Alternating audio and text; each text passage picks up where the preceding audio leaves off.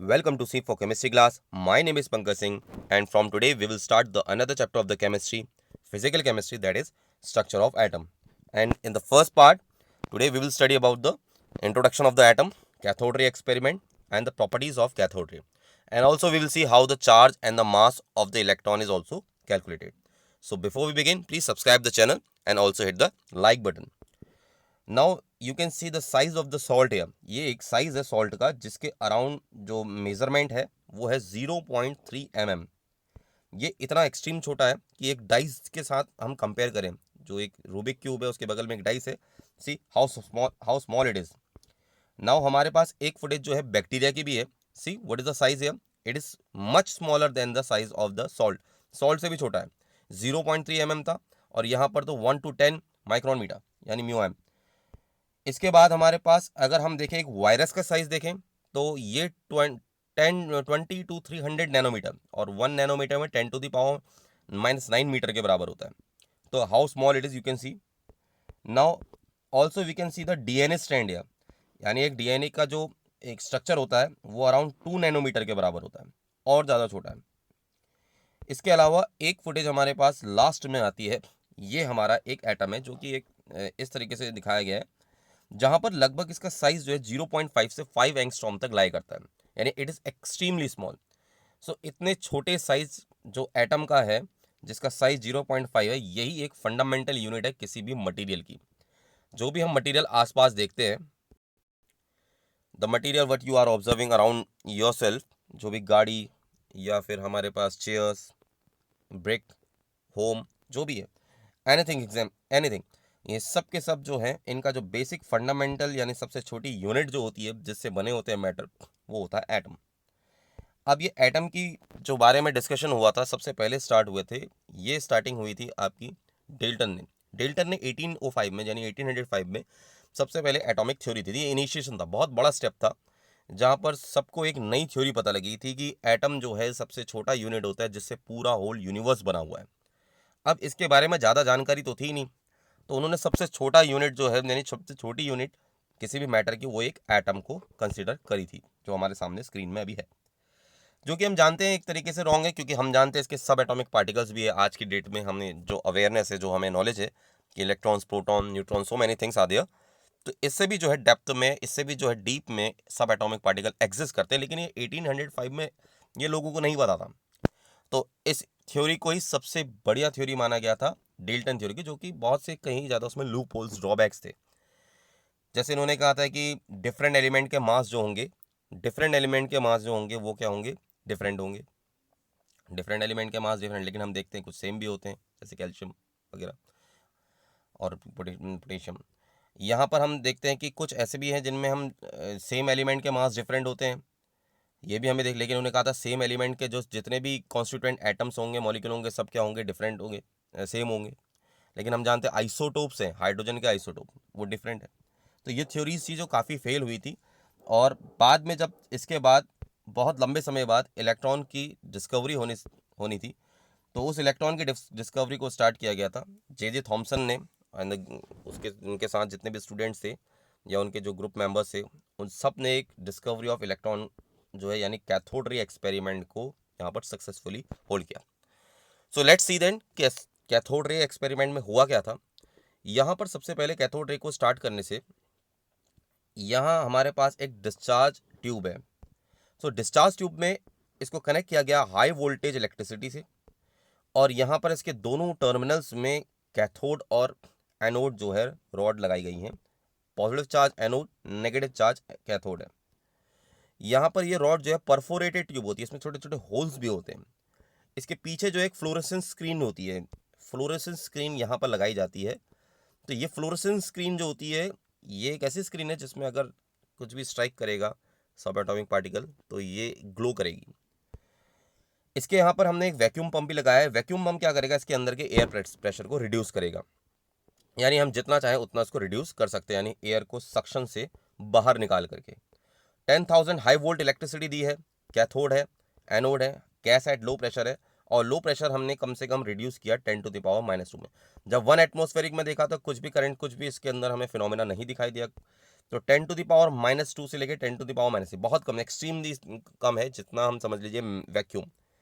तो यहाँ पर ये जो रॉड है, अब क्योंकि हाई वोल्टेज है, अराउंड 10,000 वोल्ट ऑफ इलेक्ट्रिसिटी यहाँ पर पास की जाती है, तो इतना बड़ा पोटेंशियल डिफरेंस होता है कि पॉजिटिव चार्ज जो एनोड है वो इस मेटल, जो भी ये रॉड होगी, जिस मटेरियल से बनी होगी, जिस मेटल से बनी होगी, उसके इलेक्ट्रॉन को पुल कर लेता है ये एनोड। इतना हाई पोटेंशियल डिफरेंस है, डिफरेंस इतना हाई है कि यहाँ पॉजिटिव टर्मिनल के में जो एनोड है, ये यहाँ कैथोड से इलेक्ट्रॉन को पुलिंग स्टार्ट कर देता है। और पुलिंग स्टार्ट करने के बाद ये इलेक्ट्रॉन्स दिखते तो नहीं है, लेकिन हाई स्पीड से एक्सलेट करके आगे को बढ़ते हैं। गैस एट लो प्रेशर करने का यही बेनिफिट है कि यहाँ पर एक्सट्रीमली कंडीशन जो है बिल्कुल वैक्यूम जैसी है, लेकिन वैक्यूम नहीं है, some part of the air is also there. तो जो भी हमारे सब एटॉमिक पार्टिकल यानी जो कैथोड है, कैथोड रे से निकल के आ रहे हैं, ये सब एटॉमिक पार्टिकल के बीच में कोई भी कॉलिजन यानी कोई भी टकराव नहीं होता है, और ये डायरेक्टली यहाँ से पास हो जाते हैं। पीछे यहाँ पर फ्लोरेसेंस स्क्रीन होती है, तो वो चमकने लगती है, यानी उसमें से ग्लोएंसी दिखती है। ये शायद इसीलिए होता है, इसमें इसीलिए बताया कि जितने भी जो रेज है, क्योंकि रे के फॉर्म में आ रही है, अभी तो कुछ दिखाई नहीं दे रहा है, तो ये रे इस होल से आर पार हो जाती है, और यहाँ पर जाकर के आप तो रेज यहाँ से स्ट्राइक करी और फ्लोरेसेंस स्क्रीन में ग्लोएंसी आई। तो इन्हीं रेस को, क्योंकि ये कैथोड रॉड से निकल के आ रही हैं, so it appears like the coming from the cathode, तो इनका नेम हो गया है कैथोड रे। अब यहाँ पर हमने एक चीज़ ये देखी, सो यहाँ पर अब कुछ प्रॉपर्टीज़ है, let's see this. So properties ये हैं कि कैथोड रेज जितनी भी हैं वो सब जो है स्ट्रेट लाइन में ट्रैवल करती हैं। सो इनके एक्सपेरिमेंट के लिए कि स्ट्रेट लाइन में ट्रैवल करती है, बीच में ऑब्जेक्ट लगाया है, तो जिस ऑब्जेक्ट को अगर हम किसी भी रे के बीच में रख दें तो उसके पीछे जो है बैक में एक शेडो बनती है। तो ये शेडो बनना तभी पॉसिबल होता है व्हेन द कैथोड रेज और any of the ray, light ray, कोई भी स्ट्रेट लाइन में पाथ को फॉलो कर रही है। Now also we can see the properties कि अगर ये स्ट्रेट लाइन में चल रही हैं तो इनके पास कुछ मटेरियल प्रॉपर्टी भी होती है, यानी एक मटेरियल एक मास कंसिडर करती है। तो मास कंसिडर करती है, कैसे प्रूव हुआ, एक लाइट पैडल व्हील लगा दी गई है इनके बीच में, कैथोड रे और यहाँ पर कैथोड रॉड और ये एनोड रॉड के बीच में। It is connected with the high electric voltage, वो दिखाया नहीं गया। तो यहाँ से जब रे निकलेगी तो ये लाइट पैडल व्हील को रोटेट करने में सक्सेसफुल होगी। अगर ये रोटेट हो जाती है, अगर ये रोटेट हो गई, तो इसका मतलब क्या है कि इस कैथोड रे में जरूर कोई मटेरियल प्रॉपर्टी भी है। ये भी देखा गया कि इसका बिहेवियर जो है इलेक्ट्रिक फील्ड में किस तरह का है। इलेक्ट्रिक फील्ड के लिए हमने सबसे पहले यहाँ पर पॉजिटिव और नेगेटिव फील्ड दे दिया है इसके ठीक एंड में। तो जैसे ही कैथोड रे निकलेगी तो वो अट्रैक्ट होना स्टार्ट कर देगी पॉजिटिव की तरफ। तो ये हमें तभी पता चला कि ये जो रे है ये नेगेटिव चार्ज रे है, क्योंकि इसका अट्रैक्शन जो है वो किस डायरेक्शन में है, पॉजिटिव की डायरेक्शन में है।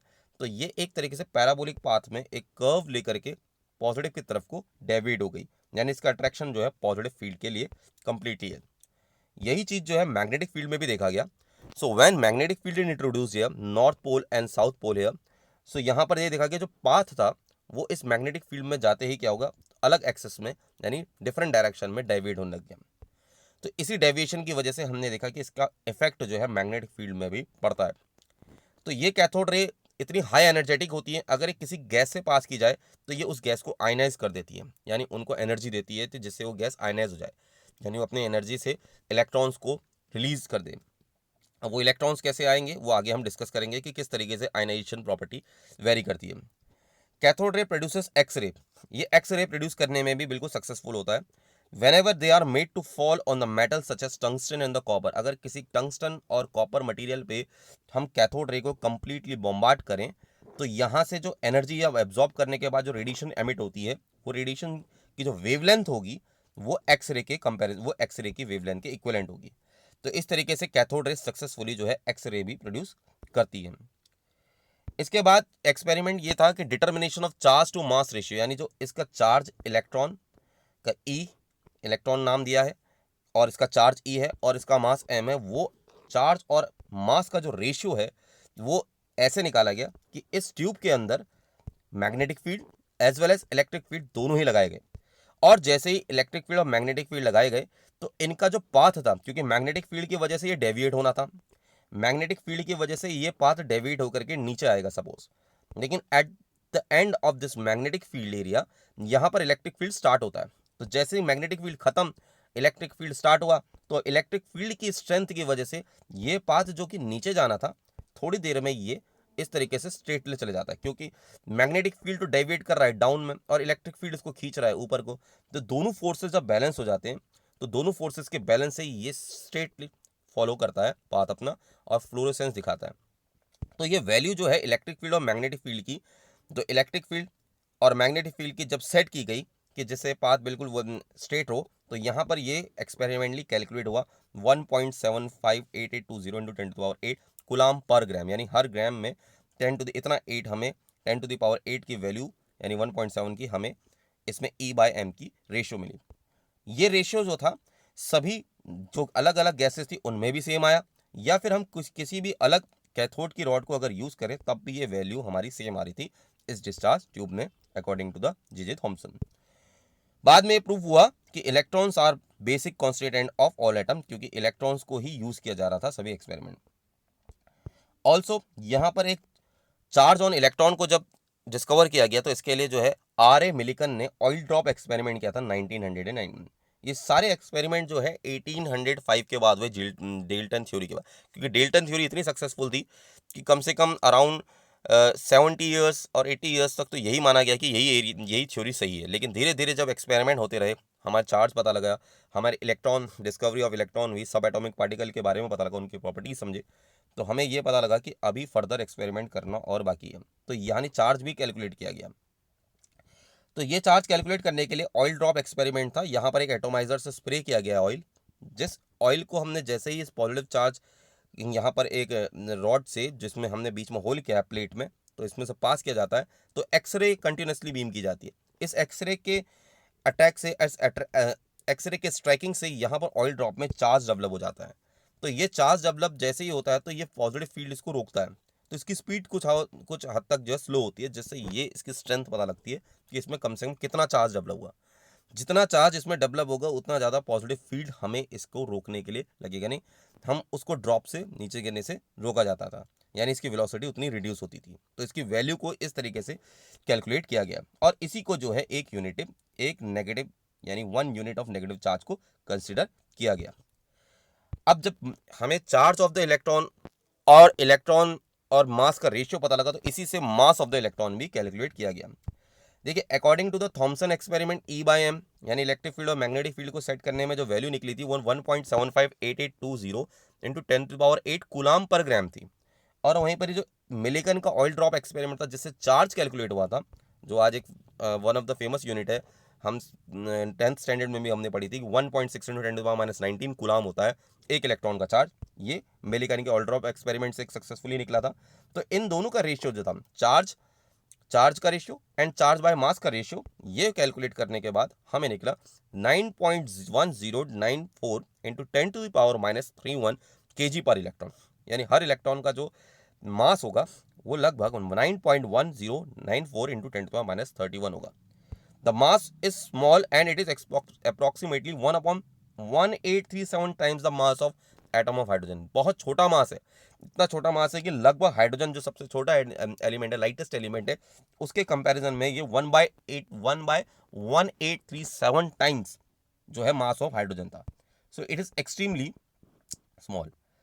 So this was the discovery of the electron. How this is discovered due to the cathode ray experiment. अब हम जब इलेक्ट्रॉन की डिस्कवरी हमने देखी है, तो अब हमें एटॉमिक मॉडल्स के धीरे धीरे हम स्टडी करेंगे।